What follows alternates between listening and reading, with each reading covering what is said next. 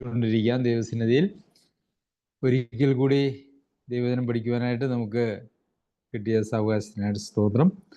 റോമർക്ക് എഴുതിയ ലേഖനം 10-ാം അധ്യായമാണ് നാം പഠിച്ചുകൊണ്ടിരിക്കുന്നത്.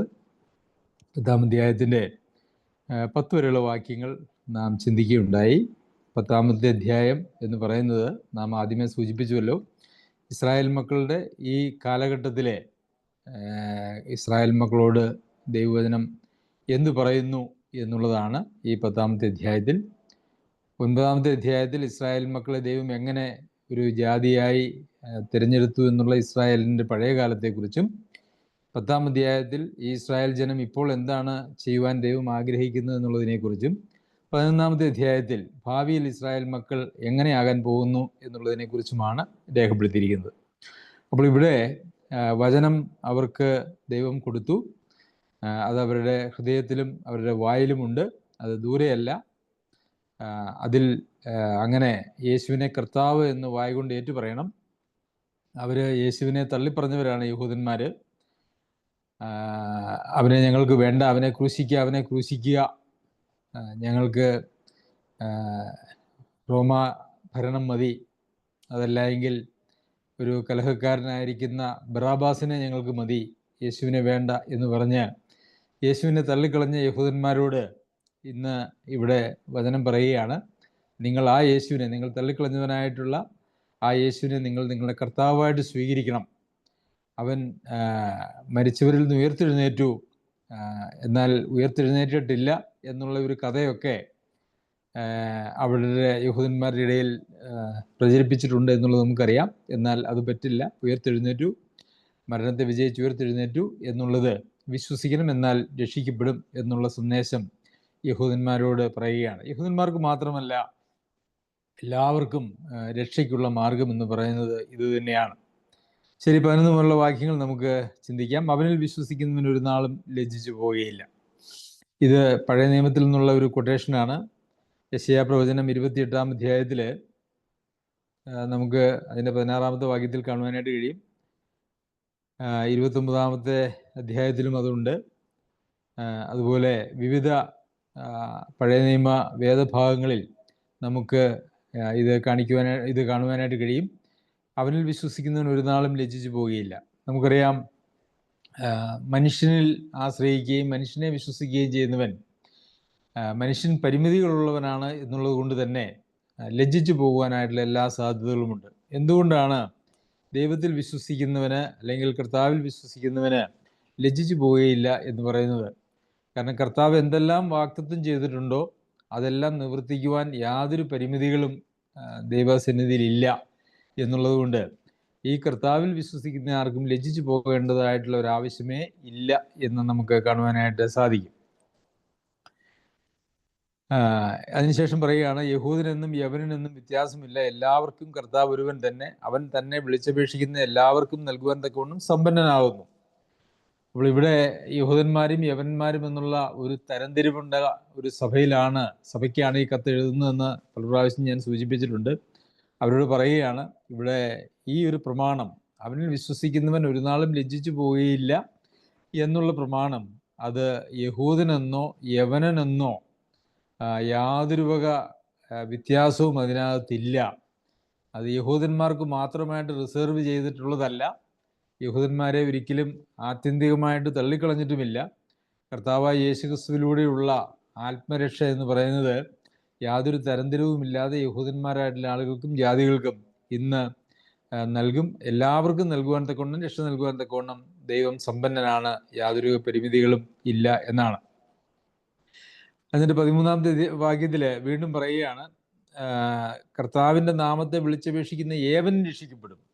കർത്താവിൻ്റെ നാമത്തെ വിളിച്ചപേക്ഷിക്കുന്ന യഹൂദൻ രക്ഷിക്കപ്പെടുമെന്നല്ല, കർത്താവിൻ്റെ നാമത്തെ വിളിച്ചപേക്ഷിക്കുന്ന യവനോ അല്ലെങ്കിൽ ജാതിയോ രക്ഷിക്കപ്പെടുമെന്നല്ല, ഏവനും എന്നാണ്. അതുകൊണ്ട് തന്നെയാണ് യാതൊരു വ്യത്യാസവുമില്ല, എല്ലാവർക്കും കർത്താവായ യേശുക്രിസ്തുവിലൂടെയുള്ള രക്ഷയുണ്ട് എന്ന് സ്ഥാപിക്കുന്നതിനാണ് ഇവിടെ പൗലോസ് അപ്പോസ്തലൻ ഈ വാക്യങ്ങളൊക്കെ പറയുന്നത്. ഇത് പഴയ നിയമത്തിൽ നിന്നുള്ളൊരു കൊട്ടേഷനാണ്. യോവേൽ പ്രവചനം 2:32 എന്നാൽ യഹോവയുടെ നാമം വിളിച്ചപേക്ഷിക്കുന്നവൻ ഏവനും രക്ഷിക്കപ്പെടും. യഹോവ അരുളിച്ചതുപോലെ സിയോൻ പർവ്വതത്തിലും യെരൂശലേമിലും ഒരു രക്ഷിതഗണവും ശേഷിച്ചിരിക്കുന്നവരുടെ കൂട്ടത്തിൽ യഹോവ വിളിപ്പാനുള്ളവരും ഉണ്ടാകും. അപ്പോൾ ഏവൻ രക്ഷിക്കപ്പെടുമെന്നുള്ളത് അത് പുതിയ നിയമത്തിലെ ഒരു ഉപദേശമല്ല, അത് പഴയ നിയമത്തിൽ തന്നെ യഹൂദന്മാർക്കിടെ കയ്യിലുള്ളതായിട്ടുള്ള പുസ്തകത്തിൽ തന്നെ അതുണ്ട് എന്ന് അവരെ ബോധ്യപ്പെടുത്തുകയാണ് ഇങ്ങനെയൊക്കെ എഴുതുന്നത് വഴി. 14-ാമത്തെ വാക്യത്തിൽ, എന്നാൽ അവർ വിശ്വസിക്കാത്തവനെ എങ്ങനെ വിളിച്ചപേക്ഷിക്കും? കേട്ടിട്ടില്ലാത്തവർ എങ്ങനെ വിശ്വസിക്കും? പ്രസംഗിക്കുന്നവരില്ലാതെ എങ്ങനെ കേൾക്കും? ആരും അയക്കാതെ എങ്ങനെ പ്രസംഗിക്കും? അപ്പോൾ ഒരാൾ വിശ്വസിക്കുന്നതിൻ്റെ 4 ഘട്ടങ്ങളാണ് നമുക്കിവിടെ കാണാനായിട്ട് കഴിയുന്നത്. എന്തൊക്കെയാണ്? 1, ആരെങ്കിലും അയക്കണം. 2, പ്രസംഗിക്കണം. 3, കേൾക്കണം. 4, വിശ്വസിക്കണം. അങ്ങനെ വിശ്വസിക്കുന്ന ആളുകളാണ് രക്ഷിക്കപ്പെടുന്നത് എന്ന് കാണുന്നു. അപ്പോൾ ആരും അയക്കാതെ എങ്ങനെ പ്രസംഗിക്കും? ആത്യന്തികമായിട്ട് ദൈവമാണ് ഈ പ്രവർത്തനത്തിനായിട്ട് ഒരാളെ അയക്കുന്നത്. എന്നാൽ ദൈവം അയക്കുന്ന ആളുകളെ മനുഷ്യൻ അത് ഉറപ്പിക്കുന്നു. മനുഷ്യരെ അയക്കുമ്പോൾ അവർ ദൈവത്തിൻ്റെ അയക്കലിനെ ഉറപ്പിക്കുകയാണ് ചെയ്യുന്നത്. അപ്പോൾ ദൈവമാണ് യഥാർത്ഥത്തിൽ അയച്ചിരിക്കുന്നത് എന്നുള്ളത് നമുക്കറിയാം. അപ്പോസ്തലന്മാരും അങ്ങനെ അതിനെ സംബന്ധിച്ച് ദൈവത്താൽ അയക്കപ്പെട്ടവർ എന്നുള്ളതായിട്ടുള്ള ഒരു ഉറപ്പ് അവർക്കും ഉണ്ടായിരുന്നു. അങ്ങനെയുള്ള ധാരാളം വേദഭാഗങ്ങൾ നമുക്ക് ബൈബിളിൽ കാണുവാനായിട്ട് കഴിയും. അത് ഓരോരുത്തർക്കും ഓരോ കൃപാവരങ്ങൾ ദൈവം കൊടുത്തിട്ടുണ്ട് എന്നുള്ളത് നമുക്കറിയാമല്ലോ. സുവിശേഷൻ എന്നുള്ള കൃപാവരം, അതുപോലെ തന്നെ അപ്പസ്തോലിക കൃപാവരം. അപ്പോൾ ഓരോരുത്തർക്കും ദൈവം കൊടുത്തിരിക്കുന്ന കൃപാവരം ആണ് അവരുടെ അയക്കലിന് ഉള്ള തെളിവ് എന്ന് പറയുന്നത്. അങ്ങനെ അയക്കണം. അയക്കുന്നവൻ പോയി പ്രസംഗിക്കണം. പ്രസംഗിക്കുമ്പോൾ തന്നെ അത് ശരിയായിട്ടുള്ള രക്ഷയ്ക്ക് ഉതകുന്നതായിട്ടുള്ളൊരു സുവിശേഷമായിരിക്കണം. അതുകൊണ്ട് തന്നെ ദൈവവചനത്തിൽ പറഞ്ഞിരിക്കുന്നതായിട്ടുള്ള രക്ഷയുടെ സന്ദേശത്തെ അത് അങ്ങനെ തന്നെ യാതൊരു വക കലർപ്പുമില്ലാതെ അതിൻ്റെ ഏറ്റവും നിർമ്മലതയിൽ പ്രസംഗിക്കണം. കാരണം കലർപ്പുള്ള ഒരു സുവിശേഷം ഒരിക്കലും ഒരു മനുഷ്യനെ രക്ഷിക്കുവാൻ തക്കവണ്ണം പര്യാപ്തമല്ല എന്നുള്ളത് നമുക്കറിയാമല്ലോ. അപ്പോൾ പ്രസംഗിക്കണം. പ്രസംഗിക്കുമ്പോൾ കേൾക്കണം. കേൾക്കുക എന്ന് പറയുന്നത് യഥാർത്ഥത്തിൽ നമുക്ക് സാധാരണഗതിയിൽ ആളുകൾ പറയാറുണ്ടല്ലോ, ഒരു ചെവിയിൽ കൂടെ കയറി അടുത്ത ചെവിയിൽ കൂടെ ഇറങ്ങിപ്പോയി.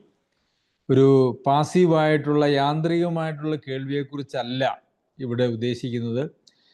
മനസ്സിലാക്കാനും തിരുത്തുവാനും അംഗീകരിക്കുവാനും ഒരു താഴ്മയുള്ള ഹൃദയത്തോടു കൂടി കേൾക്കുന്നതിനെ കുറിച്ചാണ് ഇവിടെ പറഞ്ഞിരിക്കുന്നത്. അങ്ങനെ ദൈവവചനം കേൾക്കുന്ന എല്ലാവരും, അത് രക്ഷയുടെ സന്ദേശം മാത്രവുമല്ല, രക്ഷ എന്ന് പറയുന്നത് ത്രികാലത്തിലാണ് എന്നുള്ളത് നമ്മൾ പഠിച്ചിട്ടുണ്ടല്ലോ. പാപത്തിൻ്റെ ശിക്ഷയിൽ നിന്നും, പിന്നെ ശക്തിയിൽ നിന്നും, സാന്നിധ്യത്തിൽ നിന്നുമുള്ളതായിട്ടുള്ള രക്ഷ. ഈ ഏത് സന്ദേശവും കേൾക്കുമ്പോൾ അത് കേട്ടു മറന്നു എന്നുള്ളതല്ല. അതിനു വേണ്ടിയിട്ട് കേൾക്കുന്നതിൽ യാതൊരു അർത്ഥവുമില്ല.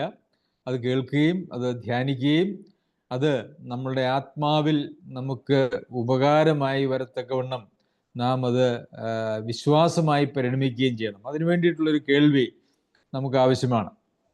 യഥാർത്ഥത്തിൽ ഇന്ന് ധാരാളം ആളുകൾ ബൈബിൾ സന്ദേശങ്ങൾ കേൾക്കുന്നവരാണ്. നമുക്ക് തന്നെയും ബൈബിൾ സന്ദേശങ്ങൾ ആഴ്ചയിൽ 6 ദിവസമുണ്ട്. ഈ 6 ദിവസത്തിൽ യഥാർത്ഥത്തിൽ 8 സന്ദേശങ്ങൾ ഞായറാഴ്ച സഭായോഗത്തിൽ തന്നെ 2 ഉണ്ട്. അതുകൂടാതെ അതിൻ്റെ ഈവനിങ് ക്ലാസ്സുകൾ നമുക്ക് 6 ഉണ്ട്, ഒരു ദിവസം പ്രെയർ. അപ്പോൾ 8 സന്ദേശങ്ങൾ നമ്മുടെ സഭയിലെ വിശ്വാസികൾക്ക് നാം നൽകുന്നുണ്ട്. ഇതൊക്കെ കേട്ടിട്ടും നമ്മുടെ ജീവിതത്തിൽ അത് വിശ്വാസമായി പരിണമിക്കുകയോ അത് നമുക്ക് ഉപകാരമായി വരികയോ ചെയ്യുന്നില്ല എങ്കിൽ യഥാർത്ഥത്തിൽ ഈ കേൾവി എന്ന് പറയുന്നത് യാതൊരു പ്രയോജനവും ഉളവാകുന്നതല്ല. നമുക്കറിയാമല്ലോ, നമ്മൾ നമ്മുടെ കൈകൊണ്ട് അധ്വാനിക്കുമ്പോൾ കയ്യിൽ തഴമ്പ് രൂപപ്പെടും. കയ്യിലും കാലിലുമൊക്കെ തഴമ്പ് രൂപപ്പെടും. ഈ തഴമ്പ് രൂപപ്പെടുന്നതിന് മുമ്പ് നമുക്ക് കൈ സെൻസിറ്റീവ് ആണെന്ന് പറയും. അപ്പോൾ കൈക്ക് വേദന, പണിയൊക്കെ എടുക്കുമ്പോൾ വേദന ഉണ്ടാകും. ഒരു ചെറിയ മുള്ളൊക്കെ കൊണ്ടു കഴിഞ്ഞാൽ മുറിയും. എന്നാൽ തഴമ്പ് വന്നതിന് ശേഷം അങ്ങനെയുള്ള മുറിവുണ്ടാകുകയില്ല. പണിതാലൊന്നും അങ്ങനെ വേദന പൊട്ടുകയോ അങ്ങനെയൊന്നുമില്ല. അതിന് കാരണം എന്താണെന്ന് വെച്ച് കഴിഞ്ഞാൽ അവിടുത്തെ തൊലി വളരെ കട്ടിയുള്ള തൊലിയായിട്ട് മാറി എന്നുള്ളതാണ്. ഈ വചനം നാം കേൾക്കുകയും ആ വചനത്തോട് പ്രതികരിക്കുന്നതിൽ നാം പരാജയപ്പെടുകയും ചെയ്താൽ, ആലങ്കാരികമായിട്ട് ഞാൻ പറയട്ടെ, നമ്മുടെ കേൾവി, കർണപടം, നമ്മുടെ ചെവിക്കകത്തുള്ള കേൾവിയെ സഹായിക്കുന്നതായിട്ടുള്ള കർണപടം, അത് ആത്മീയമായി പറഞ്ഞാൽ അത് തഴമ്പിച്ചു പോകും. പിന്നെ അങ്ങോട്ട് വരുന്നതായിട്ടുള്ള ദൈവവചനമൊക്കെ അത് പ്രതിഫലിച്ച് അത് യാതൊരു പ്രയോജനവും നമുക്ക് ചെയ്യാതെ അത് പ്രതിഫലിച്ചു പോവുകയേ ഉള്ളൂ. അത് നമ്മുടെ വിശ്വാസമായി പരിണമിക്കുവാൻ സാധ്യത വളരെ കുറവാണ്. അപ്പോൾ എപ്പോഴും നമ്മുടെ കേൾവി എന്ന് പറയുന്നത് നമ്മൾ അതിനെ ഹൃദയം കഠിനപ്പെടുക എന്നോ മനം തഴമ്പിക്കുക എന്നൊക്കെ നമുക്ക് പറയാനായിട്ട് കഴിയും. അത് നമുക്ക് വളരെ അപകടകരമായ ഒരു അവസ്ഥയിലാണ് നമ്മളെ എത്തിക്കുന്നത്. നാം ദൈവവചനം കേൾക്കുക മാത്രമല്ല, അത് നമ്മുടെ വിശ്വാസമായി പരിണമിക്കുകയും നമ്മുടെ ജീവിതത്തെ രൂപാന്തരപ്പെടുത്തുകയും ചെയ്യുന്നില്ല എങ്കിൽ ഈ പഠനം അതിൽ തന്നെ നമുക്ക് പ്രയോജനമൊന്നും ചെയ്യുകയില്ല എന്ന് മാത്രവുമല്ല, നമ്മളുടെ ഹൃദയം കഠിനപ്പെട്ടു പോയാൽ അത് വലിയൊരു ശിക്ഷാവിധിയിലേക്ക് നമ്മെ കൊണ്ടെത്തിക്കുകയും ചെയ്യും. അതുകൊണ്ട് കേൾക്കുക എന്ന് പറഞ്ഞാൽ അത് കേവലം ഒരു ക്ലാസ്സിന് ഇരുന്ന് കൊടുത്ത് ഞാൻ ക്ലാസ്സിൽ പങ്കെടുത്തു എന്നുള്ളതായ ഒരു തൃപ്തി നമുക്കും ക്ലാസ് സംഘടിപ്പിക്കുന്നതായിട്ടുള്ള ആളുകൾക്ക് നൽകുന്നതായിട്ടുള്ള ഒരു തൃപ്തിയും, എൻ്റെ ക്ലാസ് ഇത്ര ആളുകൾ കേട്ടു, ഇത്ര പേരെ ഉണ്ടായിരുന്നുള്ളൂ, അല്ലെങ്കിൽ ഇത്ര പേരുണ്ടായിരുന്നു എന്നൊക്കെയുള്ള ഒരു സംതൃപ്തി എന്ന് മാത്രമേ അതിൽ പിന്നെ വരുന്നുള്ളൂ. ഒരാൾ മാത്രമേ കേട്ടുള്ളൂ എങ്കിൽ തന്നെയും ആ കേൾക്കുന്ന ആളുടെ ജീവിതത്തിൽ അത് വിശ്വാസമായി പരിണമിച്ചിട്ടുണ്ടെങ്കിൽ, ആ ജീവിതത്തിന് അത് രൂപാന്തരമായിട്ട് വന്നിട്ടുണ്ടെങ്കിൽ ഒരാൾ കേട്ടുന്നത് തന്നെയാണ് നല്ലത്. പ്രയോജനമില്ലാതെ 100 പേര് കേട്ടിട്ട് എന്താണ് അതുകൊണ്ട് നമുക്ക് ഉപകാരമുള്ളത്? ഒരു ഉപകാരവുമില്ല.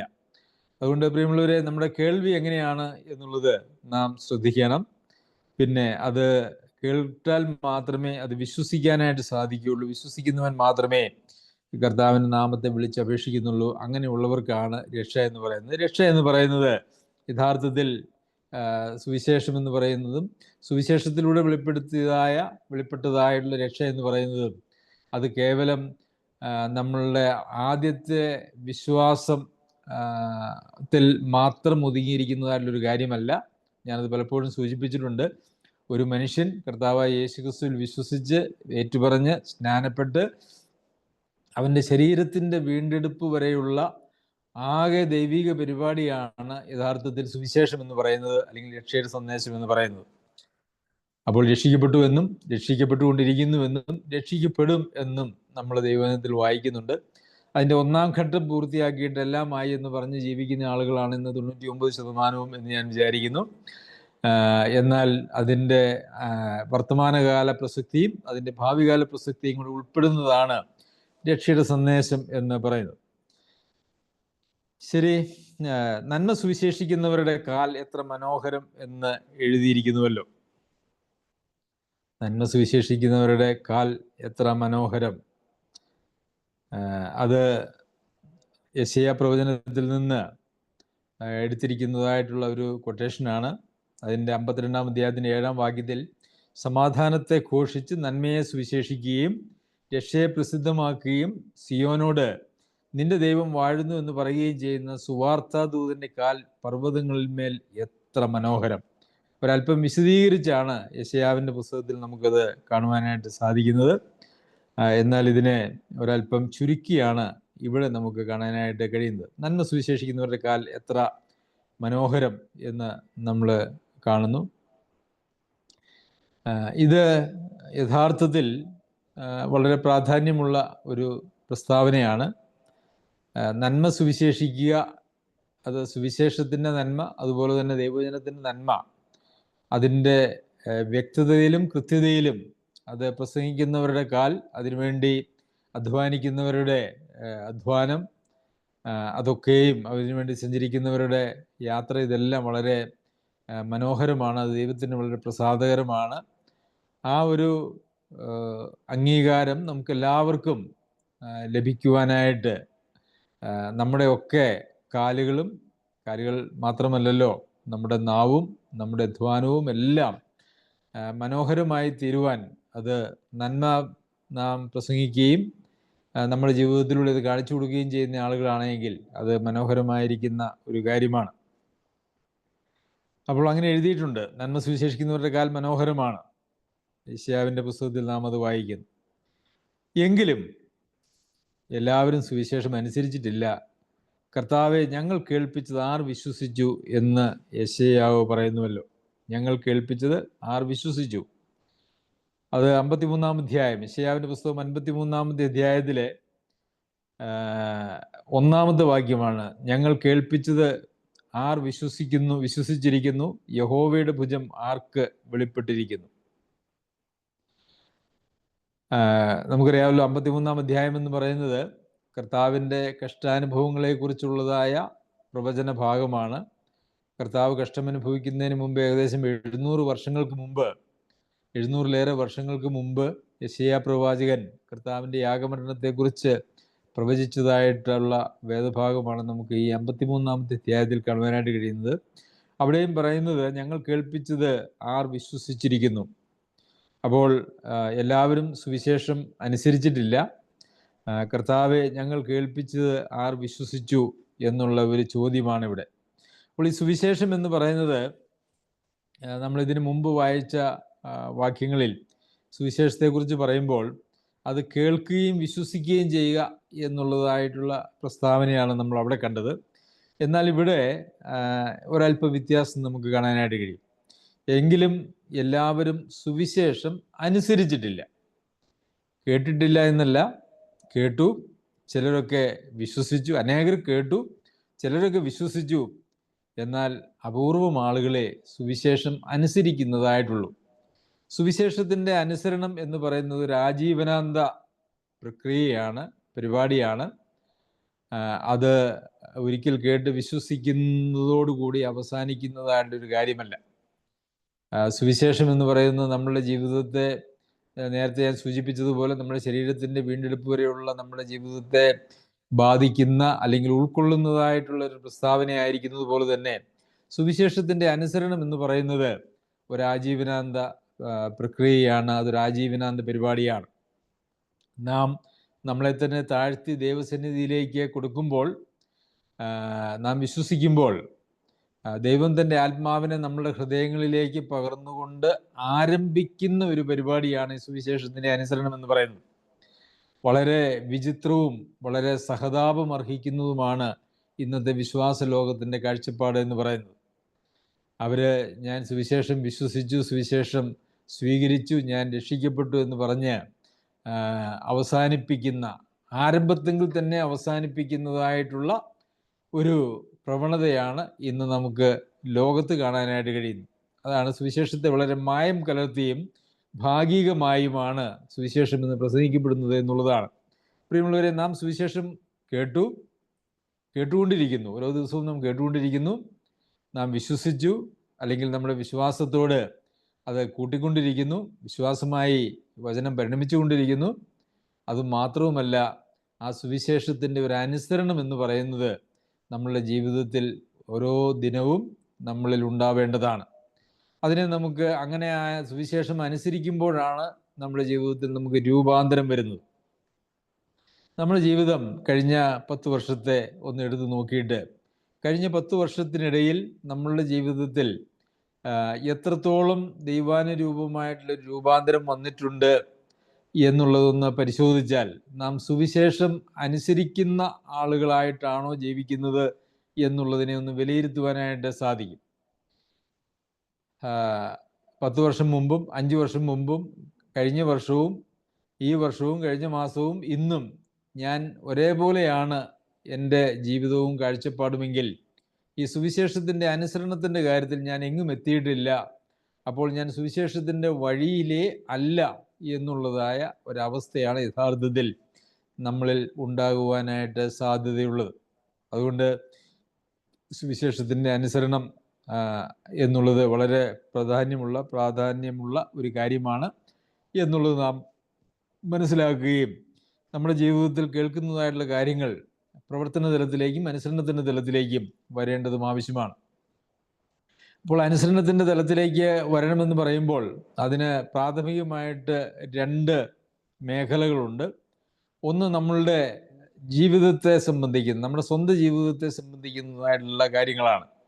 നമ്മളുടെ ജീവിതത്തിൽ നമ്മുടെ കാഴ്ചപ്പാടുകൾ രൂപാന്തരപ്പെടുന്നതും നമ്മളുടെ പാപത്തിൻ്റെ മേലുള്ള നമ്മളുടെ വിജയവും പാപത്തോടുള്ള നമ്മളുടെ മനോഭാവം എന്ന് തുടങ്ങി നമ്മളുടെ ഉള്ളിൽ നടക്കുന്നതായിട്ടൊരു രൂപാന്തരം അതിനകത്ത് വരുന്നുണ്ട്. രണ്ടാമത്തത് ഉള്ളിൽ നടക്കുന്നതായിട്ടുള്ള രൂപാന്തരം എങ്ങനെ നമ്മുടെ പ്രായോഗിക ജീവിതത്തിൽ വ്യത്യാസം വരുത്തുന്നു എന്നുള്ളത് അതിൻ്റെ രണ്ടാമത്തെ തലമാണ്. പലപ്പോഴും ഉള്ളിൽ യാതൊരു വക രൂപാന്തരവും ഇല്ലെങ്കിലും പുറത്ത് കുറേ അഭിനയങ്ങളൊക്കെ നമുക്ക് ചെയ്യാനായിട്ട് സാധിക്കും. നമ്മളെ നല്ലവരാക്കി മറ്റുള്ളവരുടെ മുമ്പിൽ പ്രദർശിപ്പിക്കുക. നമ്മളുടെ ഉള്ളിലെ ചിന്തകളൊന്നും ആർക്കും കാണുവാനായിട്ട് കഴിയില്ലല്ലോ. പലപ്പോഴും പല സാഹചര്യങ്ങളിലും അതൊക്കെ പുറത്തു വരുമെന്നുള്ളതൊരു ശരിയാണ്. എന്നാൽ വളരെ ബുദ്ധിമാനായിട്ടുള്ള ഒരാൾക്ക് അങ്ങനെയുള്ള ഉള്ളിലെ ചിന്തകളെയും കാഴ്ചപ്പാടുകളെയും വൈകൃതങ്ങളെയൊക്കെ മറച്ചു വെച്ച് മറ്റൊരു പ്രതീതി മറ്റുള്ളവർക്ക് കൊടുക്കുവാനായിട്ട് സാധിക്കും. അതുകൊണ്ട് യാതൊരു പ്രയോജനവുമില്ല എന്നുള്ളത് നമുക്കറിയാമല്ലോ. അതിനെയാണ് കപടഭക്തി എന്ന് കർത്താവ് പറഞ്ഞിട്ടുള്ളത്. അങ്ങനെ കപടഭക്തിക്കാരായിട്ട് ജീവിക്കുവാനായിട്ടല്ല, ഉള്ളിൽ തന്നെ വലിയൊരു രൂപാന്തരം നമുക്ക് ആവശ്യമാണ്. ഹൃദയം നിറഞ്ഞു കവിയുന്നത് അത്രേ വായ സംസാരിക്കുന്നത് എന്ന് നമ്മൾ വായിക്കുന്നു. ഹൃദയം നിറഞ്ഞു കവിയുന്നത് വായി സംസാരിക്കുന്നു. അപ്പോൾ നമ്മുടെ ഹൃദയത്തിൽ എന്താണ് എന്നുള്ളത് നമ്മുടെ വായിലൂടെ പുറത്തു വരുന്നത് നമുക്ക് വെളിവാക്കി തരും എന്നുള്ളതാണ് ഒരു യാഥാർത്ഥ്യം. അപ്പോൾ ഹൃദയത്തിലെ ശുദ്ധീകരണം എന്നുള്ള പ്രാഥമിക തലവും അതിനുശേഷം അതിൻ്റെ പ്രായോഗിക തലം നമ്മുടെ പ്രവർത്തന മേഖലകളിലേക്കും വ്യാപരിക്കേണ്ടത് ആവശ്യമാണ്. നമ്മളുടെ ഹൃദയത്തിൽ നമ്മുടെ പ്രവൃത്തികളെ നോക്കിയാൽ നമ്മുടെ ഹൃദയത്തിൽ എത്രത്തോളം രൂപാന്തരം വന്നിട്ടുണ്ട് എന്നുള്ളത് മനസ്സിലാക്കുവാനായിട്ട് സാധിക്കും. എത്ര മറച്ചു വെച്ചാലും അത് ദൈവം നമുക്കും മറ്റുള്ളവർക്കും അത് വെളിപ്പെടുത്തി കൊടുത്തുകൊണ്ട് തന്നെ ഇരിക്കും എന്നുള്ളത് ഒരു യാഥാർത്ഥ്യമാണ്. അപ്പോൾ പ്രിയമുള്ളവരെ, സുവിശേഷം അനുസരിക്കുന്ന ഒരു വിഭാഗമായിട്ട് നാം ജീവിക്കേണ്ടത് ആവശ്യമാണ്. 17-ാമത്തെ വാക്യത്തിൽ, ആകയാൽ വിശ്വാസം കേൾവിയാലും കേൾവി ക്രിസ്തുവിന്റെ വചനത്താലും വരുന്നു. എന്നാൽ അവർ കേട്ടില്ലയോ എന്ന് ഞാൻ ചോദിക്കുന്നു. കേട്ടിരിക്കുന്നു നിശ്ചയം, അവരുടെ നാദം സർവ്വഭൂമിയിലും അവരുടെ വചനം ഭൂതലത്തിന്റെ അറ്റത്തോളവും പരന്നു. അപ്പോൾ വിശ്വാസം കേൾവിയാലും കേൾവി ക്രിസ്തുവിന്റെ വചനത്താലും വരുന്നു. കേട്ടിട്ടുണ്ടോ എന്ന് ചോദിച്ചാൽ ഇവിടെ വചനം പറയുന്നത് കേട്ടിട്ടുണ്ട്. സർവ്വഭൂമിയിലും ഭൂതലത്തിന്റെ അറ്റത്തോളവും ഈ വചനം അങ്ങനെ പോകുന്നുണ്ട്. എന്നാൽ ഈ വിശ്വാസം എന്ന് പറയുന്നത് ക്രിസ്തുവിന്റെ വചനത്താൽ കേൾവിയാൽ വരേണ്ടതായിട്ടുള്ളൊരു കാര്യമാണ്. കഴിഞ്ഞ ദിവസം നാം ചിന്തിച്ചപ്പോൾ ഇതിനെക്കുറിച്ച് ഒരു കാര്യം ചിന്തിച്ചിരുന്നു. അതായത് ഈ വിശ്വാസം വരുന്നത് മറ്റുള്ളവർക്ക് വേണ്ടിയുള്ള നമ്മുടെ പ്രാർത്ഥനയാലാണോ? മറ്റുള്ളവർ രക്ഷിക്കപ്പെടേണ്ടതിന് വേണ്ടി, വിശ്വസിക്കേണ്ടതിന് വേണ്ടി നമ്മൾ പ്രാർത്ഥിക്കുന്നതിനെ കുറിച്ച് നമ്മൾ കഴിഞ്ഞ പ്രാവശ്യം ചുരുക്കമായിട്ട് ചിന്തിച്ചിരുന്നു. ഇവിടെയും നമുക്ക് കാണാനായിട്ട് കഴിയുന്നത് വിശ്വാസം എന്ന് പറയുന്നത് കേൾവിയാൽ ദൈവത്തിൻ്റെ വചനത്താൽ വരുന്നതായിട്ടുള്ളൊരു കാര്യമാണ്. കേവലം നമ്മൾ മറ്റുള്ളവർക്ക് വേണ്ടി പ്രാർത്ഥിച്ചുകൊണ്ടിരിക്കുന്നു എന്നുള്ളതുകൊണ്ട് അങ്ങനെ വിശ്വസിച്ചു കൊള്ളണം എന്നുള്ളതായ അങ്ങനെ ഒരു ഗ്യാരണ്ടി ഒന്നും ദൈവം നൽകിയിട്ടില്ല. ദൈവം ഗ്യാരണ്ടി നൽകിയിരിക്കുന്ന ഒരാളുടെ രക്ഷയെ സംബന്ധിച്ചും ദൈവം ഗ്യാരണ്ടി നൽകിയിട്ടില്ല. അത് മാനസാന്തരപ്പെടുന്നത് നമ്മുടെ ഹൃദയത്തിൽ, നമ്മുടെ ജീവിതത്തിൽ നടക്കുന്നതായിട്ടുള്ളൊരു കാര്യമാണ്. മാനസാന്തരപ്പെടാൻ ഒരാൾ കൂട്ടാക്കുന്നില്ലെങ്കിൽ ബലപ്രയോഗത്തിലൂടെയൊന്നും മാനസാന്തരത്തിലേക്ക് ദൈവം ആരെയും കൊണ്ടുവരുന്നതല്ല. ദൈവവചനം കേൾക്കുമ്പോൾ, സുവിശേഷം കേൾക്കുമ്പോൾ നമ്മെ തന്നെ താഴ്ത്തി മാനസാന്തരപ്പെട്ട് ആ കർത്താവിൽ നാം ആശ്രയിക്കുമ്പോഴാണ് രക്ഷ എന്ന് പറയുന്നത് നമ്മുടെ ജീവിതത്തിൽ ഒരു യാഥാർത്ഥ്യമായി തീരുന്നത്. അപ്പോൾ അതിനെ കേൾവിയാണ് വേണ്ടത്. അപ്പോൾ നാം മറ്റുള്ളവരോട് സുവിശേഷം പറയുവാൻ ഇന്ന് കഴിയുന്നതായിട്ടുള്ള എല്ലാ മാധ്യമങ്ങളിലൂടെയും സുവിശേഷം അറിയിക്കുക എന്ന് പറയുന്നതാണ് നമ്മളുടെ ഉത്തരവാദിത്വം. ഈ നമ്മുടെ സുവിശേഷം അറിയിക്കുക എന്ന് പറയുന്നത് നമ്മുടെ ഉത്തരവാദിത്വമാണ് എന്ന് പറയുമ്പോൾ തന്നെ ഇന്ന് ലോകത്ത് സംഭവിച്ചതായിട്ടുള്ള മറ്റൊരു പ്രശ്നം എന്ന് പറയുന്നത് ഈ സുവിശേഷം അറിയിക്കുക എന്നുള്ള ഒരു ഉത്തരവാദിത്വം ഏറ്റെടുത്തുകൊണ്ട് ആളുകൾ യഥാർത്ഥത്തിൽ ക്ലാസ്സുകളും പ്രസംഗങ്ങളും ഒക്കെ നടത്തി അങ്ങനെ പോകും. എന്നാൽ സുവിശേഷം അറിയിക്കുക എന്നുള്ളതല്ല, അതിനപ്പുറം ഒരു ഉത്തരവാദിത്വമാണ് ദൈവം നൽകിയിരിക്കുന്നത്. അത് സുവിശേഷം അറിയിക്കുന്നതിലൂടെ തുടങ്ങുന്നു എന്ന് മാത്രമേ ഉള്ളൂ. ക്രിസ്തുവിന് ശിഷ്യന്മാരെ ഉണ്ടാക്കുക എന്നുള്ളതാണ് കൽപ്പന. നമുക്കറിയാമല്ലോ, മത്തായി എഴുതിയ സുവിശേഷം 28-ാം അധ്യായത്തിന്റെ 19-20 വാക്യങ്ങൾ അത് വളരെ കൃത്യമായിട്ട് പ്പെടുത്തണം. പിന്നെ കർത്താവ് പഠിപ്പിച്ചതായിട്ടുള്ള എല്ലാ കാര്യങ്ങളും അനുസരിക്കാനായിട്ട് അവരെ പഠിപ്പിച്ചവരെ ശിഷ്യന്മാരാക്കണം. അതാണ് യഥാർത്ഥത്തിലുള്ള ദൈവിക പരിപാടി എന്ന് പറയുന്നത്. നമ്മളങ്ങനെ സുവിശേഷം പറയുന്ന ആ പ്രാഥമിക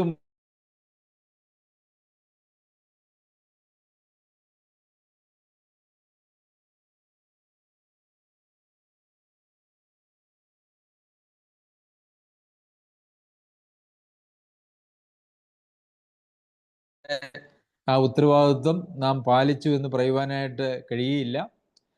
അതിൽ സംതൃപ്തി അടയുന്നതായിട്ടുള്ള അനേകരുണ്ട്. എന്നാൽ അങ്ങനെ ഒരു സംതൃപ്തിക്ക് പ്രസക്തിയുമില്ല എന്ന് നാം അറിയണം.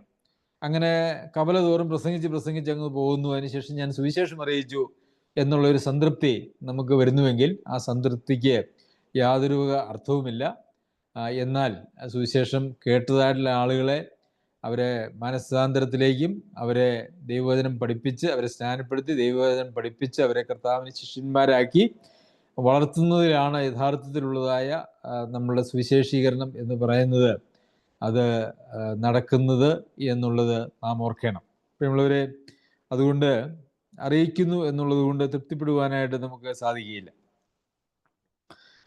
19-ാമത്തെ വാക്യത്തിൽ, എന്നാൽ ഇസ്രായേൽ ഗ്രഹിച്ചില്ലയോ എന്ന് ഞാൻ ചോദിക്കുന്നു, ജനമല്ലാത്തവരെ കൊണ്ട് ഞാൻ നിങ്ങൾക്ക് എരിവ് വരുത്തും, മൂഢജാതിയെ കൊണ്ട് ഞാൻ നിങ്ങൾക്ക് കോപം ജനിപ്പിക്കുമെന്ന് ഒന്നാമത് മോശ പറയുന്നു.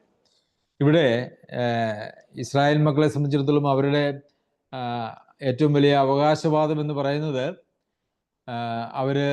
ഞങ്ങളാണ് ജനം, വീണ്ടെടുക്കപ്പെട്ട ജനം, ഞങ്ങൾക്കാണ് രക്ഷ, ദൈവം ഞങ്ങളിലൂടെയാണ്, ഞങ്ങളെ മാത്രമാണ് ഇതെല്ലാം പഠിപ്പിക്കുന്നത്, ഞങ്ങൾക്ക് വേണ്ടി മാത്രമാണ് രക്ഷ എന്നൊക്കെ പറഞ്ഞ് ഇസ്രായേൽ ജനം അഹങ്കരിക്കുമ്പോൾ അവർ യഥാർത്ഥത്തിൽ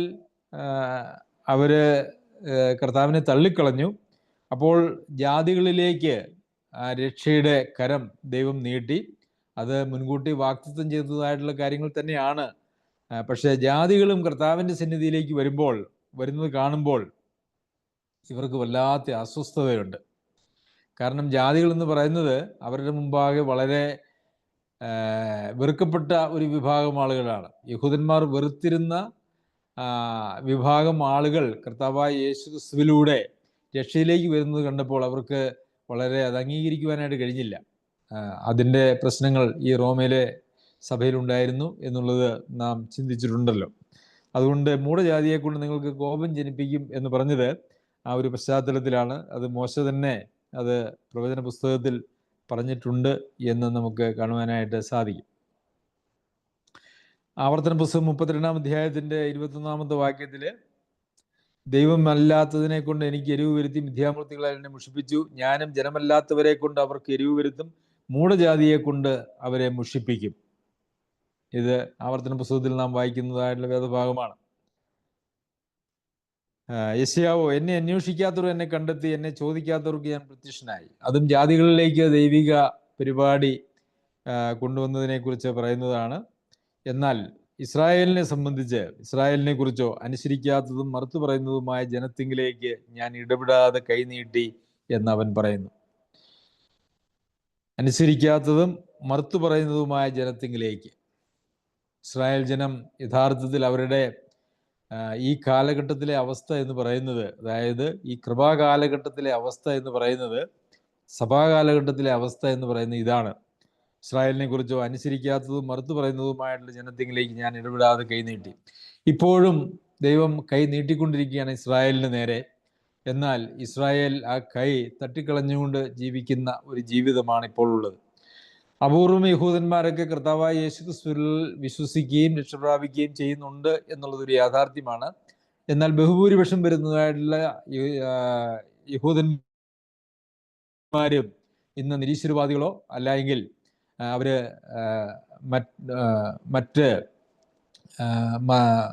യഹൂദ ആചാരങ്ങളിൽ ജീവിക്കുന്നതോ ആയിട്ടുള്ള ആളുകളാണ്. അവരിന്നും ഒരു മിശിഹായെ കാത്തിരിക്കുന്നതായിട്ടുള്ള ആളുകളാണ് എന്ന് ആ രാജ്യത്തെ നോക്കിയാൽ നമുക്ക് കാണുവാനായിട്ട് സാധിക്കും. ഈ കഴിഞ്ഞ 2-3 വർഷങ്ങൾക്ക് മുമ്പ് ഒരു യഹൂദൻ ഇന്ത്യയിൽ വന്നതിന് ശേഷം, ഇന്ത്യയിലെ ഈ അമ്പലങ്ങളുമൊക്കെ സന്ദർശിച്ചതിന് ശേഷം ആ യഹൂദൻ പറഞ്ഞതായിട്ടുള്ള ഒരു പ്രസ്താവന ഞാൻ എവിടെയോ വായിച്ചു. ആ യഹൂദൻ പറഞ്ഞത് ഇങ്ങനെയാണ്: പണ്ട് കാലത്ത് ഞങ്ങളുടെ ദേശത്തും ഇങ്ങനെയൊക്കെ അമ്പലങ്ങളും വിഗ്രഹങ്ങളും ഒക്കെ ഉണ്ടായിരുന്നു എന്ന് ഞങ്ങളുടെ പിതാക്കന്മാർ പറഞ്ഞിട്ടുണ്ട്, ഞങ്ങളുടെ വേദപുസ്തകത്തിലുണ്ട്, അതായത് പഴയ നിയമത്തിലുണ്ട് എന്നൊക്കെ അവർ പറഞ്ഞു. അവർക്കെന്തോ അതൊക്കെ ഉപേക്ഷിച്ചതിൻ്റെ പുറത്ത് ഒരു വിഷമമുള്ളതുപോലെ, അതൊക്കെ എന്തോ വലിയ കാര്യങ്ങൾ കൈമോശം വന്നതിനെ പോലെയാണ് അവർ സംസാരിക്കുന്നത്. പ്രിയമുള്ളവരെ, ഈ ദൈവവചനം കേട്ടിട്ടും അതിനോട് അനുസരിക്കാത്ത വിധേയപ്പെടാത്ത ആളുകളെ കുറിച്ച് ഇവിടെ യഹൂദന്മാരെ കുറിച്ചാണ് പറഞ്ഞിരിക്കുന്നത്. എന്നാൽ നമ്മെ സംബന്ധിച്ചും ദൈവം നാം കേൾക്കുന്നതായിട്ടുള്ള ദൈവവചനത്തോട് നമ്മുടെ സമീപനം ശരിയല്ല എങ്കിൽ നമ്മളെക്കുറിച്ച് പറയുന്നതായിട്ടുള്ള പ്രസ്താവന എന്ന് പറയുന്നത് ഇത് തന്നെയാണ് എന്ന് ഞാൻ വിചാരിക്കുന്നു. അതും മറുത്തു പറയുന്നതുമായ ജനത്തിലേക്ക് ഞാൻ ഇടപെടാതെ കൈനീട്ടി. നമ്മളോടും ദൈവം ഇടപെടാതെ കൈനീട്ടിക്കൊണ്ടിരിക്കുന്നു. അനുസരിക്കാതെയും മറുത്തു പറയുകയും എതിർത്ത് പറയുകയും ചെയ്യുന്നതായിട്ടൊരു ജനമായിട്ട് നാം ഇരിക്കുന്നുവെങ്കിൽ ദൈവം ഇടപെടാതെ നമ്മളോട് കൈനീട്ടുന്നുണ്ട്. നാം കർത്താവിൻ്റെ ദീർഘക്ഷമയെ രക്ഷ എന്ന് വിചാരിക്കേണ്ടത് ആവശ്യമാണ്. സർവശക്തനായ ദൈവം നമ്മെ എല്ലാവരെയും സഹായിക്കട്ടെ. നമുക്ക് സുവിശേഷം അനുസരിക്കുന്നവരായിട്ടിരിക്കാം, നന്മ സുവിശേഷിക്കുന്നവരായിട്ട് നമുക്കിരിക്കാം. അതുപോലെ തന്നെ ഒരു മറുത്തു പറയുന്നതോ അനുസരിക്കാത്തതോ ആയിട്ടുള്ള ആളുകളായിട്ടല്ല, മറിച്ച് അനുസരിക്കുന്നവരും അതുപോലെ മറുത്തു പറയാതെ വിധേയപ്പെടുന്നവരുമായിട്ടിരിക്കാം. സർവശക്തനായ ദൈവം നമ്മെ എല്ലാവരെയും സഹായിക്കട്ടെ. അവൻ്റെ അതിപരിശുദ്ധ നാമം വാഴ്ത്തപ്പെടുമാറാകട്ടെ.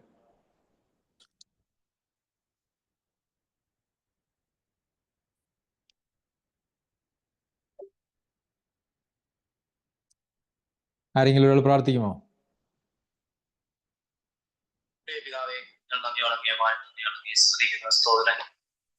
ഈ രാത്രി സമയത്ത് കർത്താവെ ജീവിക്കുന്ന ദൈവമേ, അരുളപ്പാടുകൾ കർത്താവെ പ്രാവശ്യപ്പെട്ട ദൈവമേ, ഞങ്ങളുടെ കാതുകളിലേക്ക് അങ്ങ്